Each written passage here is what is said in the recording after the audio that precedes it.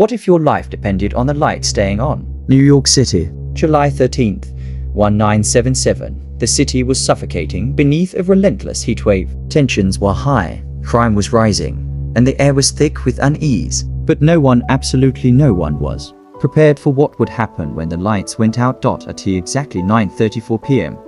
A massive blackout plunged all 5 boroughs into complete darkness. Streets turned into shadowy corridors. Sirens wailed. Alarms screamed. And in that sudden void, a killer or killers struck. By morning, 8 people were dead, each one murdered in the supposed safety of their own homes. No forced entry. No fingerprints. No DNA. Just terror and silence. They were calling it the Blackout Murders, a title that still chills New Yorkers nearly 50 years later. But this wasn't just a random string of killings. It was precise, premeditated, and somehow perfectly hidden behind the chaos of a city without power. And the most terrifying part, the killer may have never left. The first body was found on the Lower East Side.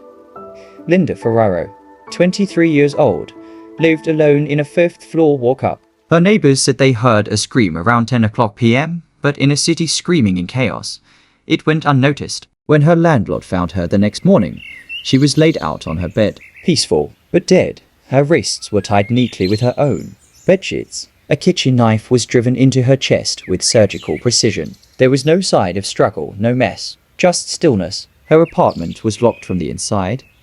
Next was Samuel and Dorothy Klein, an elderly couple in Queens, found in their recliners, the television still on though powerless. They had been strangled. No signs of robbery, not a single fingerprint. Their front door still locked.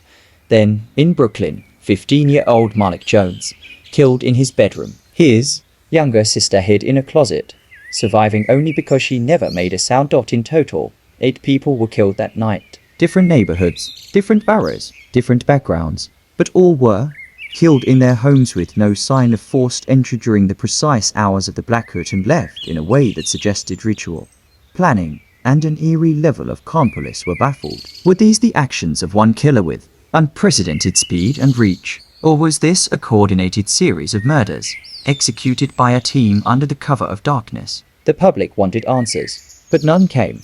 The NYPD, already overwhelmed by looting, fires, and citywide violence during the blackout, scrambled to piece together the puzzle. But there were problems from the start. No witnesses. Everyone was inside. Those outside were too focused on looters and chaos. No evidence. Crime scenes were clean, eerily so.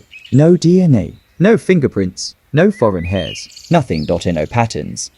The victims didn't know each other. They were from different walks of life. Their only connection was being alone during the blackout. However, detectives uncovered strange inconsistencies. The killer knew the layout of each home. In multiple cases, they went straight to the bedrooms or the living rooms. No wandering. No noise. Drawers weren't rifled through. Lights weren't disturbed. The killer knew where to go. Each murder happened within a tight window between 9:50 p.m. and 2:30 a.m. All 8 victims were killed. That meant the killer either moved with lightning speed, or there was more than one. The power grid itself may have been part of the plan. A leaked report hinted that Con Edison's systems were tampered with. Someone may have known exactly when and where the blackout would happen. The city whispered theories. Some believed it was a cult of ritual sacrifice during the blackout. Others blamed a rogue military experiment, or even the son of Sam, who was still active at the time. But one theory gained traction. A secretive gang, known as the Blackout Brotherhood, was behind the murders. In September 1977, an anonymous letter arrived at a Brooklyn precinct. Scrawled in jagged handwriting, it read, 8 lights snuffed out, 8 sins avenged. Darkness cleanses. More will fall when the city sleeps. At first, it was dismissed as a hoax, but then a second letter was sent, this time containing a necklace belonging to Linda Ferraro and a clipping of the crime scene report that had never been released to the public. Someone was watching, and they were taunting the police. Forensic experts concluded the letter was authentic, but the group calling themselves the Blackout Brotherhood was never found. Investigators started to dig deeper into each victim, and a chilling pattern emerged. Linda Ferraro had testified against a drag ring tied to city officials. The Klein couple, they were whistleblowers in a Medicaid fraud scheme. Malik Jones, his older brother, was a known gang enforcer who had recently turned informant. These weren't random killings, they were executions. Each victim had, in some way, threatened powerful figures tied to crime, money, and corruption in the city. Someone had used the blackout to wipe them out swiftly, silently, and without a trace. The case went cold. Families grieved. The city moved on sort of, but the Blackout murders were never far from the public mind. Then, in 2023, a bombshell emerged. Cold case detective Yvonne Delgado, now retired, had been privately investigating the case for years.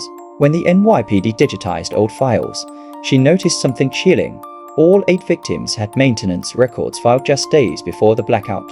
Each one reported an issue in their apartment: an air conditioner, a light, a leaky pipe, and the same name appeared on all 8 service logs: Jonas Heller, a Con Edison subcontractor daughter, an ex-army engineer, and a man with a sealed juvenile record linked to arson and animal cruelty. Delgado tracked him down, now 73, living quietly in upstate New York.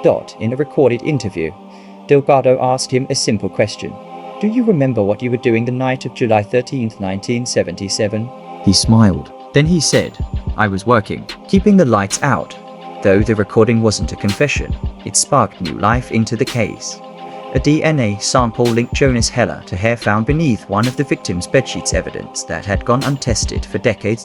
In March 2025, Jonas Heller was arrested, charged with 2 counts of murder, with 6 more cases pending.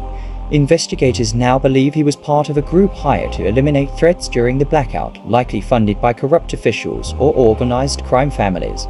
Heller was the one who scouted and carried out the murders, using his access as a utility worker to plan entry, escape, and timing. The remaining members of the Blackout Brotherhood are still unknown.